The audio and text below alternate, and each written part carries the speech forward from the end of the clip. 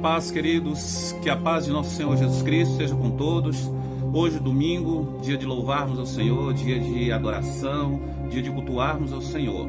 Mais um domingo especial e podemos dizer Shalom, a paz do Senhor estar conosco, está sobre as nossas vidas. Podemos dizer que até aqui tem nos ajudado o Senhor, até aqui tem nos abençoado esse Deus tão maravilhoso, tão especial, Deus que tudo pode, Deus que age, Deus que cura sobre as nossas vidas, que derrama a sua graça poderosa. Então, eu vos saúdo nessa paz gloriosa de nosso Senhor e Salvador Jesus Cristo.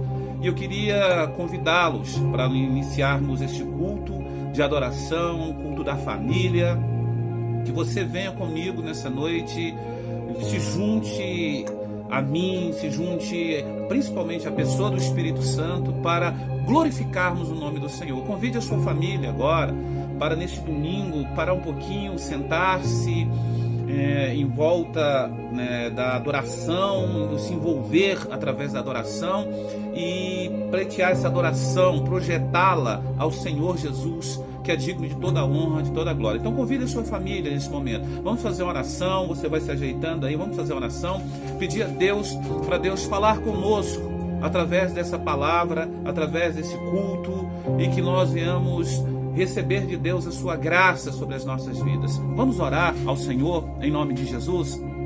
Pai querido, Pai santo, de poder e de graça, eu te louvo, Senhor, por mais um domingo na tua presença. Te louvo por mais um culto na tua presença. Culto este denominado culto da família. Que o Senhor possa abençoar cada um dos meus irmãos, a Igreja Manancial da Graça. Que o Senhor possa abençoar todos aqueles que nos ouvem, todos aqueles, ó Pai Celestial, que nos assistem. Que o Senhor possa abençoar todos, ó Pai Celestial, de uma forma muito gloriosa e especial. Nós oramos e desde já te agradecemos pela tua presença em nossas vidas, como também nos nossos lares. Abençoa a todos em nome do Pai, do Filho e do Espírito Santo. Que Deus te abençoe nesse domingo, que Deus possa abrir a nossa mente, esclarecer as nossas ideias, e Deus possa nos dar uma palavra que venha ao encontro das nossas ansiedades, e que também venha de alguma forma clarear os nossos pensamentos, de forma que nós venhamos tomar decisões plausíveis, e que essas decisões venham glorificar o nome do Senhor sempre, porque a Ele toda a honra e toda a glória. Eu queria te convidar a abrir, em princípio, a sua Bíblia, o capítulo de número 2 da carta, da epístola do apóstolo Paulo à igreja de Éfeso, carta aos Efésios, no capítulo 2, no verso de número 8. Então, capítulo 2, verso de número 8, diz assim a palavra do Senhor, presta bem atenção: porque pela graça sois salvos, por meio da fé, e isto não vem de vós, é dom de Deus, não vem das obras, para que ninguém se glorie. Vou ler o verso 10 também. Porque somos feitura sua, criados em Cristo Jesus para as boas obras, as quais Deus preparou para que andássemos nelas. Então, eu quero, a princípio, me pautar aqui nesse verso 8. Diz que nós somos salvos pela graça por meio da fé, e isso não vem de vós. Isso não vem de vocês, isso não vem de vós. É dom de Deus. Muitas vezes nós sempre falamos aqui que a fé é um dom de Deus. Podemos colocar assim no meio do caminho que de fato a fé, ela é dom de Deus, mas não daquela forma que muitas pessoas ali tentam explicar, que Deus deu o dom a alguns e a outros não. Não é nesse sentido. Dom de Deus no sentido de que a fé, ela é dada a todos que desejam acreditar. Não significa que a fé é dom de Deus, porque seria até de forma injusta. Deus daria fé a alguns e a outros não. Não é isso que nós estamos falando aqui. A fé no contexto da salvação, ela está disponível a todos os seres humanos, a todos os homens, sem distinção. Então ela está disponível a todos. Então o sujeito aqui da frase não é, de forma nenhuma, aqui a fé, que é dom de Deus. Mas o sujeito da frase aqui é a graça. A graça sim é um dom de Deus. A graça sim que Deus deu àquele que quer. Ou seja, isso mediante a fé.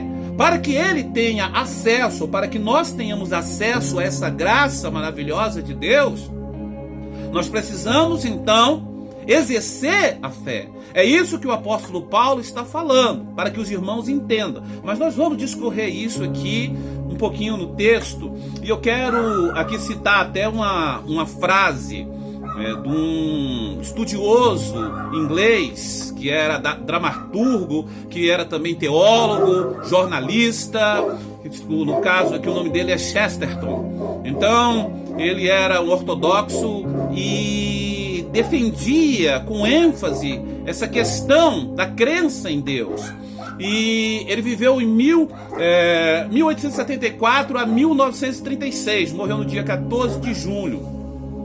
E Chesterton dizia: não há problema em não acreditar em Deus. O problema é que quem deixa de acreditar em Deus e começa a acreditar em qualquer outra coisa, qualquer outra bobagem. Então vou repetir o que Chesterton dizia, ou disse. Ele falou: não há problema em não acreditar em Deus. Você pode até não acreditar em Deus. Não há problema nenhum quanto a isso. No sentido do sujeito, fala, não creio em Deus, ele é um ateu, é problema dele. Não tem problema nenhum ele não acreditar em Deus. O problema, segundo Chesterton, é quem deixa de acreditar em Deus e começa a colocar no lugar de Deus outra coisa, outra bobagem. E segue ele, diz, seja na história, começa a acreditar na história, começa a acreditar na ciência ou em si mesmo.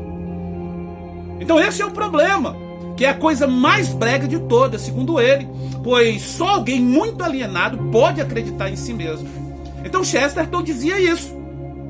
Então nós vivemos, melhor dizendo, numa sociedade que muitas vezes se diz acreditar em Deus, mas um crê em Deus apenas superficial, apenas da boca para fora, apenas uma cultura que já vem dos seus pais ou vem da própria religião, mas de fato não exerce essa fé em Deus, porque na realidade ele colocou no lugar de Deus outra coisa.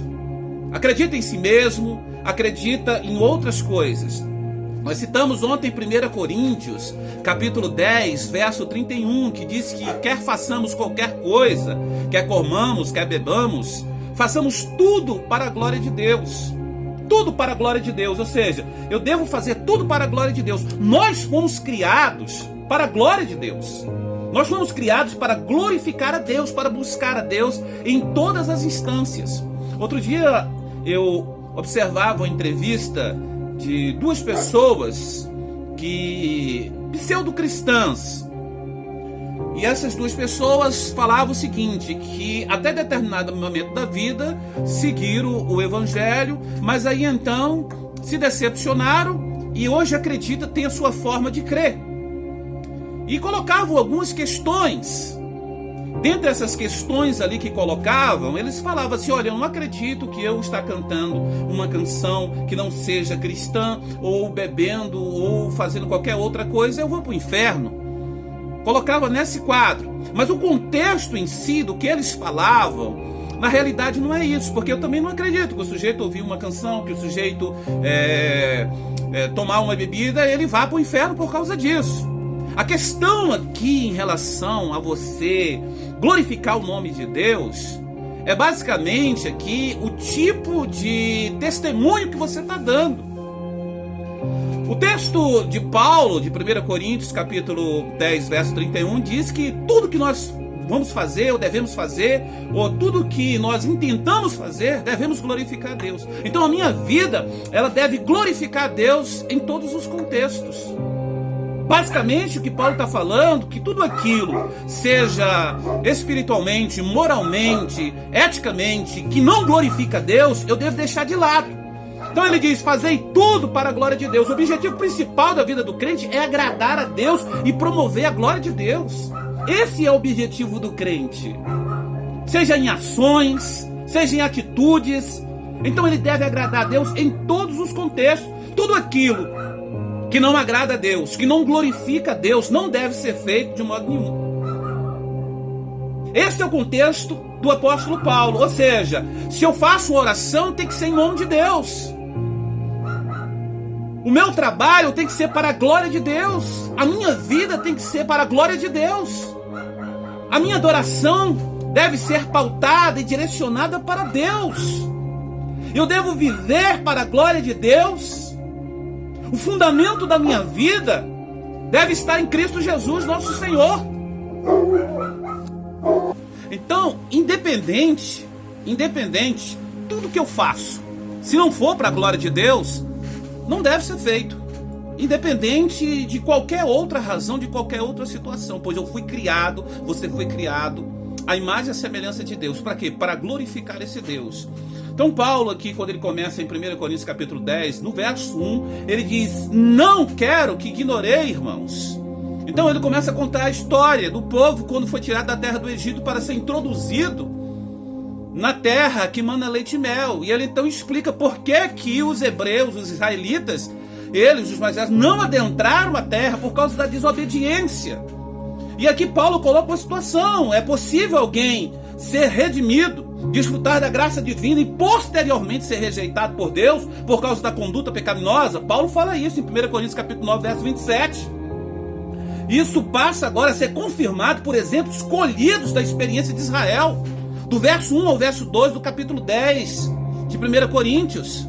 Então Paulo começa a falar sobre isso. Paulo, no capítulo 10, no verso 5, ele diz: foram prostrados no deserto, foram todos ali. Os israelitas, eles foram alvos da graça de Deus no êxodo, foram libertos da escravidão, foram batizados, divinamente sustentados no deserto, tiveram comunhão com Cristo, foram, mesmo assim, a despeito de todas essas bênçãos espirituais, deixaram de agradar o Deus Todo-Poderoso. Deixaram de agradar e foram destruídos. Destruídos no sentido de não tomar posse. Aqueles mais velhos não tomaram posse da terra prometida. Ali no deserto mesmo eles morreram. 40 anos perambulando pelo deserto por causa da desobediência. Porque não glorificaram a Deus, porque não reconheceram a graça de Deus, o amor de Deus. Então é possível sim uma pessoa ser redimida, é possível sim uma pessoa desfrutar da graça divina e posteriormente ser rejeitada. Sim, é possível. Então nós temos que parar e refletir. A fé, ela é um dom de Deus? Não, a graça, ela é um dom de Deus. A fé é dom no sentido de ser distribuída a todos. Está acessível a todos. Eu não concordo muito com a tese calvinista que diz que a fé é dom de Deus e Deus escolheu alguns poucos para que essa fé seja acessada por esses alguns poucos.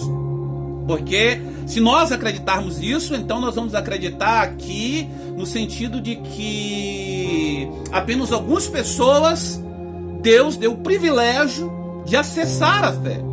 Então não adianta você pregar porque as outras pessoas, você não sabe quem tem acesso a esta fé. Você não sabe. Então os calvinistas extremados e frequentemente entendem que o sujeito da frase aqui, dom de Deus, é a fé, mas não é a fé, é a graça de Deus. O próprio João Calvino declara que esse texto não quer dizer que a fé é dom de Deus, mas que a salvação nos é dada por Deus, ou que a obtemos pelo dom de Deus. Foi isso que Calvino falou. Então nós obtemos a salvação por esse dom. Esse dom que foi nos dado, da graça. Você tem acesso, mas mediante o quê? Mediante a fé. Então temos que parar e refletir sobre isso. Sproul, quando escreve, nos seus estudos e tudo, ele tenta de alguma forma, que R.C. Sproul, falar que esse texto em si, ele define que a fé é dom de Deus e ponto, não tem mais que se discutir. Mas quando você faz um estudo mais profundo sobre isso, você vai entender que a graça é dom de Deus, mas que a fé está disponível e acessível a todos. Todos têm acesso a essa fé. Então nós temos que parar, refletir sobre a nossa própria vida, a nossa razão de ser, o que é servir a Deus, o que é glorificar a Deus. Então eu tenho uma responsabilidade como imagem de Deus, como filho de Deus, como você como filho de Deus, de glorificá-lo em toda e qualquer situação. A questão aqui não é o que eu bebo, não é o que eu deixo de beber, não é o que eu falo, não é se eu canto música gospel ou se eu canto música do mundo. A questão não é essa. A questão aqui é como disse aqui Chesterton. O problema não é eu crer ou não crer em Deus. O problema não é eu não crer em Deus. É quem eu coloco no lugar de Deus. Quando eu começo a viver uma vida para mim mesmo, quando eu começo a viver uma vida para glorificar a minha existência, quando eu começo a viver uma vida autônoma, quando eu começo a viver uma vida sem direção, uma vida que eu mesmo escolho os caminhos, que eu mesmo digo que o que é certo e o que é errado, quando eu começo a viver uma vida que eu defino a razão das coisas, eu não faço mais escolhas, eu não busco um direcionamento, significa que eu não tenho uma liderança espiritual em Cristo Jesus nosso Senhor. Porque eu estou vivendo autonomamente. É uma contracultura. Ou seja, a minha cultura de servir a Deus, ela está agora alienada a um mundo que não quer nada com Deus. Ou melhor, alienada ao mundo que... alienada ao mundo que, como é que eu diria, que quer servir a Deus, mas na realidade, a fé, ela me tornou uma pessoa insensível, e eu me tornei uma pessoa alienada de Deus, afastada de Deus. Eu me tornei uma pessoa completamente imprevisível em relação a Deus, porque eu não o glorifico. Daí aquilo que nós falamos ontem, citamos Paulo em Romanos capítulo 1, verso 18. Dos céus manifestam a ira de Deus sobre a criação, sobre os homens, melhor, sobre os homens em si. Porque deixaram de acreditar em Deus, deixaram de glorificar a Deus. Mas relacionado, direcionado aos cristãos, como eu glorifico a Deus, como eu exalto o nome de Deus, tendo um testemunho, tendo compromisso com o reino de Deus, sendo um adorador, seja no meio da multidão, seja em particular. Sabe, no decorrer de toda a minha vida cristã eu tenho falado sobre isso. Servir a Deus não significa somente na multidão, servir a Deus, principalmente em particular. Quando nós vamos nos relatos do próprio apóstolo Paulo, falando à própria igreja de Éfeso, direcionando uma palavra às esposas, porque na Bíblia não tem nenhum texto que diz que a esposa deve amar o marido, mas por 4 vezes fala para o marido amar a esposa. Porque o marido tem uma dificuldade muito grande, mas ali vamos colocar agora a esposa no contexto de que a esposa é a noiva. E Cristo provou com seu amor que ele ama a sua igreja, a noiva. Agora, a noiva, ela não precisa dizer que ama. Não precisa simplesmente dizer eu amo. Mas ela precisa provar no sentido de, quando o apóstolo Paulo diz que a esposa deve prestar respeitar o marido em particular. Respeitar o marido, ou seja, a igreja respeitar o noivo, respeitar o esposo em particular, significa não somente no meio da multidão, mas quando você está sozinho, quando ninguém está te vendo, quando você não está sobre os holofotes. Então, respeitar, glorificar a Deus em toda e qualquer situação.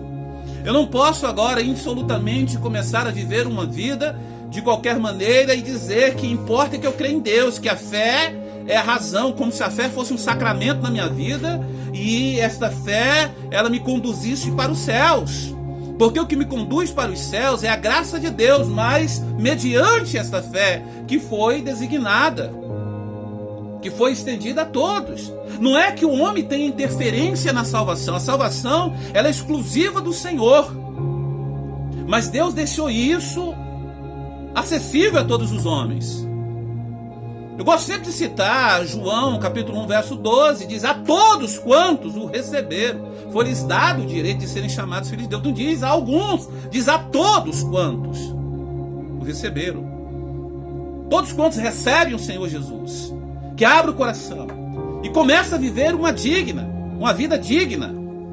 A essas pessoas foi estendida a graça, a salvação. Não é que a fé é um adendo que o homem ajuda na salvação, não é isso. A salvação ela é exclusiva de Deus, não é, o homem não tem nenhuma ajuda, ele não precisa fazer nenhum esforço, ele só precisa crer em algo que está disponível, que Deus deu gratuitamente. E glorificar a Deus, dar testemunho em todo tempo, em todo lugar. Viver para a glória de Deus, honrar esse Deus. Na perspectiva cristã, glorificá-lo em todos os sentidos. Paulo diz no capítulo 10, de 1 Coríntios, verso 12, diz, olha, cuidado para que você não caia. Então Paulo está dizendo ali, cuidado, aquele que está em pé que não venha cair. Cuidado para que não caia. Olha só o que ele diz aqui. Aquele, pois, que cuida estar em pé, olhe que não caia. Não veio sobre vós, senão tentação humana, mas fiel é Deus, que não vos deixará tentar acima do que podeis, né? Antes a tentação, ele dará também o escape, para que possais suportar. Então é isso que Deus colocou diante dos homens, diante da igreja, diante do seu povo.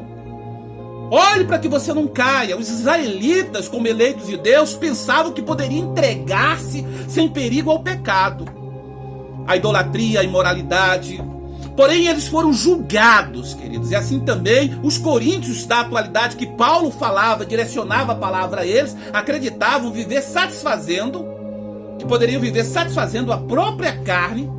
E, no entanto, o juízo divino de Deus também aguarda sobre a vida deles. E Paulo direciona uma palavra justamente sobre os novos cristãos, da nova aliança, que significa que liberdade em Cristo não significa libertinagem.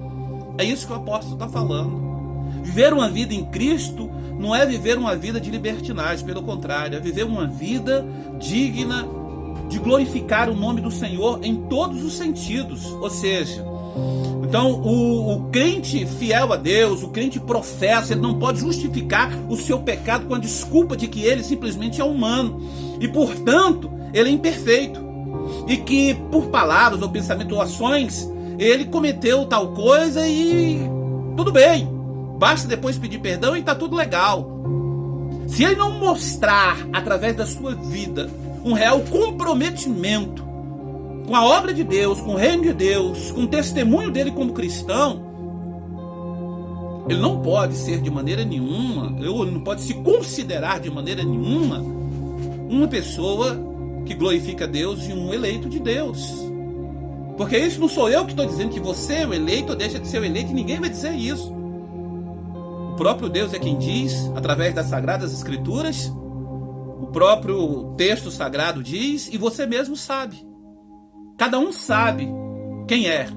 Paulo diz, eu sei em quem tenho crido, e sei também que ele é poderoso. Paulo sabia quem ele era e em quem ele estava crendo, para guardar o meu depósito até aquele dia. Paulo diz, todos me abandonaram, mas o Senhor me assistiu. Paulo está convicto, falando a Timóteo quem era Deus, quem ele era, que apesar da situação dele de estar preso, ele estava preso pelas grades, preso pelas situações, mas jamais preso pelos grilhões do inferno, jamais preso pelo pecado, jamais preso por uma alienação de Deus. Ele estava unido ao Senhor, clamando ao Senhor, buscando a Deus. E ele glorificava a Deus. Os discípulos, quando são presos lá e colocados na prisão e tudo, logo no começo, em Atos dos Apóstolos, da igreja primitiva, e depois de apanhar e tudo, passaram uma noite apanhando na prisão, no outro dia eles foram soltos, e eles estavam na praça glorificando a Deus porque tinha sofrido em nome do Senhor. Isso é glorioso. Então a história da igreja ela é linda, e ao mesmo tempo é sangrenta, é violenta, mas ela é linda porque quanto mais bate na igreja, mais a igreja se fortalece. Quanto mais a igreja é perseguida, mais a igreja cresce. Quanto mais a igreja é violentada pelo diabo no sentido de ser atacada, mais a igreja se firma em Cristo Jesus.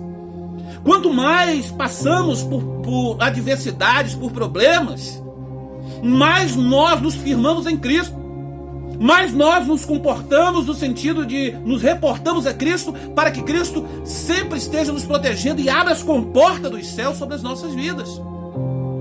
Então, queridos, é importante pararmos e refletirmos sobre o que a Bíblia diz, sobre o que a palavra diz, sobre o que é fé em Deus, sobre o que é glorificar a Deus em todos os sentidos. Então eu quero encerrar aqui essa parte aqui. Tudo que nós vamos fazer, devemos fazer para a glória de Deus. O objetivo principal da vida do crente é agradar a Deus, promover a sua glória em todos os sentidos, em ações, em atitudes, aquilo que, como disse no princípio, aquilo que não pode glorificar a Deus não deve ser feito. Nós devemos honrar a Deus mediante a nossa obediência, as ações de graça, a confiança, a oração, a lealdade, a nossa fé a Ele, viver para Ele. Deve ser uma forma ou uma norma fundamental em nossa vida. Fundamental em nossa vida. Então o alvo da nossa conduta e o teste das nossas ações está muitas vezes na adversidade. O alvo da nossa conduta deve ser sempre nos projetarmos na direção de buscarmos a salvação em Cristo Jesus. Ele é o alvo. É Ele que nos molda moralmente, é Ele que nos restaura, é Ele que nos abençoa. Nós temos acesso ao Pai através de Cristo, que é o mediador único, aliás, é o único mediador entre Deus e os homens. Não há outro pelo qual os homens possam se dirigir a não ser a Jesus Cristo, como diz o apóstolo Paulo. Temos que parar, refletir, glorificar, exaltar o nome desse Deus. Então eu queria nesse domingo, nesse culto de domingo, deixar essa palavra para a Igreja Manancial da Graça e a todos aqueles que nos ouvem. Que Deus te abençoe, que Deus derrame sobre você a graça dele, que a manifestação do Espírito do Senhor seja sobre a sua vida. Eu queria orar ao Senhor Jesus, pedindo que Ele continue nos abençoando e que tenhamos uma semana muito abençoada. Essa semana vai ser uma semana muito abençoada, eu creio. Próximo domingo nós temos a Santa Ceia do Senhor. E prepare-se durante toda essa semana. Durante essa semana eu já falei na quarta-feira que eu ia pedir para os irmãos mandar alguns vídeos. Eu vou estar direcionando para os irmãos tudo isso, para nós montarmos ali algo muito especial. Na Santa Ceia, vamos estar numa Santa Ceia muito especial, com a graça de Deus, se tudo der certo, e assim nós estamos projetando, se o Senhor permitir, vamos estar fazendo o nosso culto presencial 9 horas da manhã no domingo, mas também estaremos no nosso culto online também, e que Deus abençoe a todos, em nome do Senhor Jesus Cristo, neste domingo. Vamos orar pela sua família, vamos pedir a Deus que a graça dele continue sobre a sua vida, que ele possa continuar derramando as suas bênçãos sobre a sua vida. Eu queria orar com você, eu queria te convidar nessa hora a orarmos juntos pela família. É momento de oração, é momento de glorificarmos o nome do Senhor, através da nossa oração, mostrando a nossa necessidade. Oremos ao Senhor. Pai nosso, que estais nos céus, santificado seja o teu nome, venha a nós o teu reino, seja feita a tua vontade, assim na terra como no céu. O pão nosso de cada dia nos dai hoje. Não nos deixes cair em tentação, mas livra-nos do mal, porque teu é o reino, é o poder e a glória para sempre. Querido Deus e Pai celestial, no nome santo do teu Filho Jesus, eu quero orar ao Senhor e apresentar cada família que está agora ouvindo esta palavra, está reunida, para que o Senhor possa, Pai, ir ao encontro desta família, para derramar sobre essa família a tua proteção, a tua graça, o teu poder maravilhoso, abrir o seu entendimento, que eles possam ter uma semana muito abençoada, uma semana de paz, de tranquilidade, de prosperidade, de proteção. Nós oramos e te pedimos em nome de Jesus, que os nossos filhos sejam protegidos e guardados, que os nossos entes queridos sejam guardados e abençoados, que as comportas dos céus se abram, que venham cair chuva, Pai Celestial, de bênção sobre a vida do seu povo, que o Senhor venha, ó Pai Celestial, em nome de Jesus Cristo, prosperar a despensa de cada família que está agora, Pai, em nome de Jesus Cristo, precisando de uma bênção do Senhor. Abençoa o teu povo, abençoa a tua igreja, abençoa, meu Pai celestial, cada mantenedor da tua obra, abençoa cada dizimista, cada ofertante da tua obra. Abre as comportas dos céus sobre a vida de todos. Em nome de Jesus eu oro, Pai. Eu oro por cada membro da Igreja Manancial da Graça, por cada pessoa que visita a Igreja Manancial da Graça, por cada pessoa que já adentrou por aqueles átrios, por aqueles que ainda irão adentrar. Que o Senhor nos guarde, que o Senhor nos livre, que o Senhor nos guarde para o grande dia, nos proteja, que estejamos preparados para esse encontro tão maravilhoso. Desde já, Pai, te agradecemos em nome do Pai, do Filho e do Espírito Santo. Eu creio, em nome de Jesus, que Deus está sobre a sua vida, está sobre a minha vida, está sobre as nossas vidas. Eu creio, em nome do Senhor Jesus Cristo, que as bênçãos do Senhor continuam sobre as nossas vidas, nos abençoando, ou seja, nos protegendo, nos guardando de uma forma maravilhosa. Eu queria, em nome de Jesus, encerrar aqui com um pedacinho de uma canção e com uma saudação muito especial, que o amor de Deus Pai, a graça de Cristo Filho e as doces manifestações do Espírito Santo de Deus se repouse sobre o povo mais feliz da face da terra. Então, eu creio em milagres, eu creio que Deus, Ele está presente em nossa vida. Então, eu quero que você cante nessa noite, em nome de Jesus, um pedacinho para nós encerrarmos. Posso crer.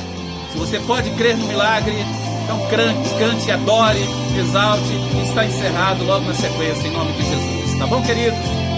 Adore ao Senhor. Toda a igreja, vamos lá. Posso crer em minha vida, o milagre vai acontecer. Vamos lá. As promessas sendo liberadas sobre mim, sendo liberadas sobre mim. Hoje o meu milagre. Posso crer que é minha vida, Senhor, um milagre vai acontecer. Eu posso. Deus te abençoe. Fique com Deus. As promessas sendo liberadas sobre Deus abençoe cada um de vocês.